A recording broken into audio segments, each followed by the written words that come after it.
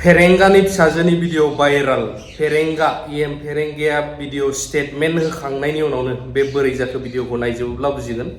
बेनि सिगां नोंथांमोना आपडेट्सखौ नायग्रो माब्रै मा जानायमोन। बर'आव मोनसे बाथ्रा भाव दङ,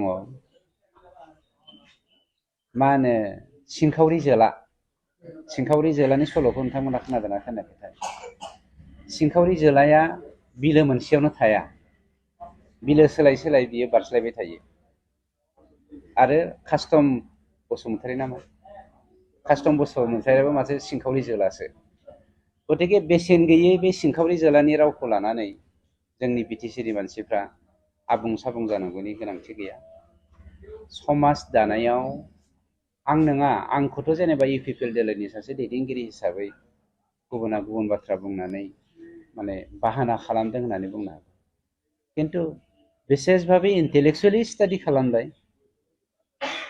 मोनसे समाव हाग्रामानि दैदेननायाव जौ जुवा ड्राग्स मेला 365 सानाव 365 मेला जायोमोन। 365 सानाव 365 जोंनि सेंग्रा सिख्लाफोरनि जिउआ बरबाद जानायखौ जों रेकर्ड दङ जोंनाव। गतिके दिनैनि सम आरो आगोलनि सम बेसेबां माने अख्रां आरो हाजों सोमोन्दो दङ, डिफारेन्स माने फारागथाय दङ। बेखौथ' जों बुंनांगौनि गोनांथि गैया, बेखौ समाजानो मिथिखादों। गतिके बिथांमोना हाजारखि कमप्लेन खालामदों, जोंनि सायाव प्रपागान्डा खालामदों, बिसोरनि प्रपेगेशना समाजनि गोरबोआवहाय थावरि गैलिया।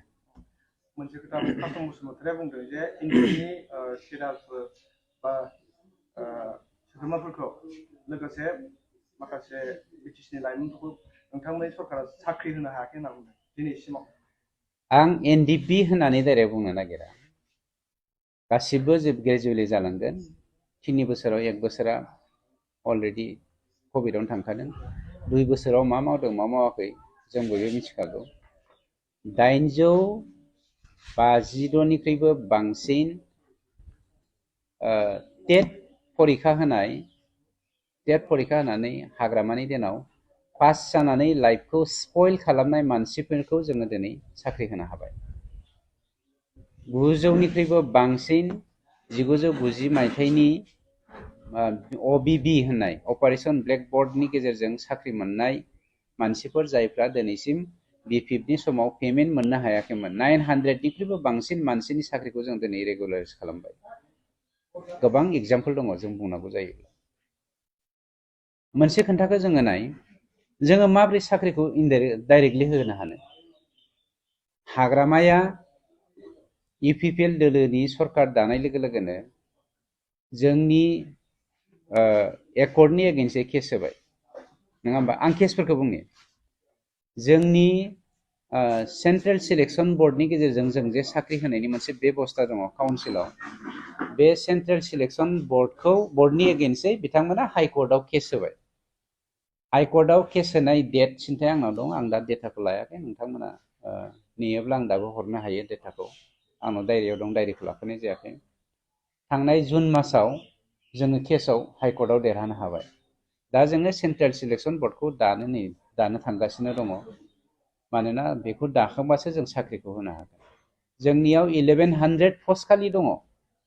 1100 पस्ट खालियावहाय मुंख्लं फेमिलिनो बेसेबां पार्सेन्ट जोङो होनो हागोन, जोंनि एक्स एनडिबि वार्कारफोरनो बेसेबां जोङो पार्सेन्ट होनो हागोन, एक्स आफसु वार्कारफोरनो लेखा गोनां सेंग्रा सिख्लाफोरनो बेसेबां पार्सेन्ट होनो हागोन, बेखौ जोङो दा स्टाडि खालामगासिनो दं। हाग्रामाया गावसोरनो साख्रि दाहोनो हाथों होननानै केसबो होगोन आरो जोंखौ साख्रि होनो हायाखै होननानैबो बुंगोन। आं दहायनो बुंखांबाय, माने सिंखावरि जोलाया बेसेन गैया। बेयो जो नागिरनानै जेरै सिंखावरि जोलाया बिलो सोलायबाय थायो, थिग बेफोरबायदिनो कास्टमनि केरेक्टार, बियो कास्टमार नागिरना गाव कास्टमार हिसाबै माने दिनै माने मोनसे हालामनिफ्राय मोनसे हालाम माने पार्टि सोलाय सोलाय दिनै समाजखौ गुबुंले खालामनो नागिरदों। गतिके मोनसे खोन्थाया स्पस्ट, 900निख्रुइबो बांसिन जोंनाव मा होनो गावबुरा पस्ट दङ। बे गावबुरा पस्टखौ सरकारि खालामनो जों नाजागासिनो दङ। दाखालि 11टा केसखौ जोङो हाइकर्टआव देरहाबाय बिपिएफनि एगेन्स्टै। दा आरो 3 बिथांमोना केस होबावदों। अब्लाबो बे 3खौबो जों बावैसोनो देरहानो थांगासिनो दङ आरो गावबुरा 900 पस्टखौबो जों दा क्लियार खालामनो थांगासिनो दङ। गतिके रायजो राजाफ्रा बेखौ मिथिया, बेखौ जों दिनै फकास खालामदों। दिनैनि दिनाव इउपिपिएल दोलोआ साख्रि होनो हायैनि गुबै जाहोनानो जादों हाग्रामाया साख्रि होनो दाहाथों, जोंनि सेंग्रा सिख्लाफ्रा बेखारैनो थाथों होननानै हाइकर्टआव मा केरेक्टारनि मानसि आंनिख्रुइ नोंथांमोना बांसिन मिथिगौ, मिथिबाय। बिथांमोना गणेश कसारिया रामलीलानि मुङाव कृष्ण लीला जे खालामनो थाङोमोन, रेकर्ड दंथ' जोंनाव, दानो भाइरेल खालामनोबो हायो जोङो। नोंथांमोना माखासे स्टेटमेन्टखौबो खोनाबाय। बे भिडिअ'आव गोबां गोलावमोन, बेखायनो बिनि मेन मा स्टेटमेन्ट होआमोन बेयो बै मोनसे नेक्स्ट चेनेलावहाय दङ, नोंथांमोना जायफ्रा नायफिनो बुजिगोन। दा बेयावहाय फेरेंगा जोंहा EM सारा सासे मावथि सोद्रोमा, बेबो आगुनि बारग' आरो दाबो गणेश कसारिखौहाय गोसो जायोब्ला भाइराल फुटेजफोरखौ होनो हायो होननानै बुंनाय लोगो लोगोनो दा आं दहाय मोनसे भिडिअ होदोंमोन, बे भिडिअआवहाय बै मोनसे चेनेलाव नायफिनबा नुगोन। बावहाय माखासे माने कमेन्ट हरजेनबायानो MJ, ओरैबायदि कमेन्ट, आंनि नाम्बार नागिरगासिनो सोरबा सोरबा, MJ नों फेरेंगानि फिसाजोनि भाइराल नांगौ नामा? नांगौबा फेसबुकनि मेसेन्जाराव फै। आं दासो मोजां फरायबावदों। आं मोनसेल' खोथा बुङो बावहाय, आं सोरबा मा नाममोनलाय बे बावलायलांबाय आं नै, गणेश कसारि बिथां सार बा फेरेंगा सार, आं सानैखौ बुङा, जोंनि गेजेराव सान्थिसो नांसिगौ दायो, गोरोबलायदो, बे जोबजानानै दोननाय बेफोरखौ बोरै बख'नो हागोन? आरो आं बाव नैबे माखासे जाय फेरेंगानि फिसाजोनि भिडिअ भाइरालनो मानो बुंदों, आं बेखौबो लास्टआव बेखौसो बुङो। बिफाजों बिमाजों बा गथ' गथायजों जादोंब्ला अन्नानै फेमिलि मेटारखौ फेमिलिखौ लाबोफायाबा मोजां जायो।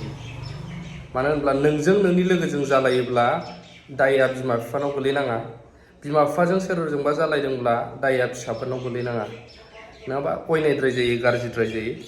नाथाय बेबो सासे गेदेरमा सुबुं जानानै जोंहा गेदेरमा EM सारमोनाबो मोजां खोथाखौ बुंनांगोन, नङाबा पाब्लिकआथ' सहायनो हायाब्ला मालाबा खालामगोनबो थानायफोरखौहाय भाइराल, पाब्लिकनावबो थायोना। बेखायनो आरोना आंनि बुंनायफ्रा गोरोन्थि जादों अननानै निमाहा होदो, आं कमेन्ट होग्राखौबो बिदिसो बुंदों, मेसेन्जारावबो मस्ट प्रबाबलि हरदों दा बियो आंनाव। थ' बे आरो आपडेटआ, नोंथांमोना मा सानो? आबौ गबिन्दनि दिनाव लामाया दानखावनोसै, लामाया जोंना उदालगुरिना नै मेन हाइवेआनो होनजाबावो, हाइवेथ' नोंले गलन्दिजोंनि सेस। आरो गामिफोरनिखौथ' मा बुंबावनो, जों गामि हाबलांग्रा उदालगुरि कलेज सेरजों गरायबारि सकजों ओरै हाबलांग्रा लामाखौथ' आरो दा बुंसै। आर्मि केम्प सेराव मोननै पजिसनाव दं जोंहा, ओमफ्राय मानगोनां सारा MLA आवबो आसामनि आरो BTC आवबो डिपुटि चिफ, बिथांनि एरियायाव। सिगां मोजांबावसोमोन लामाया, दायो ओमफ्राय सेवबाय। नायफिनगोना नायफिनलाब्रा आबौआला।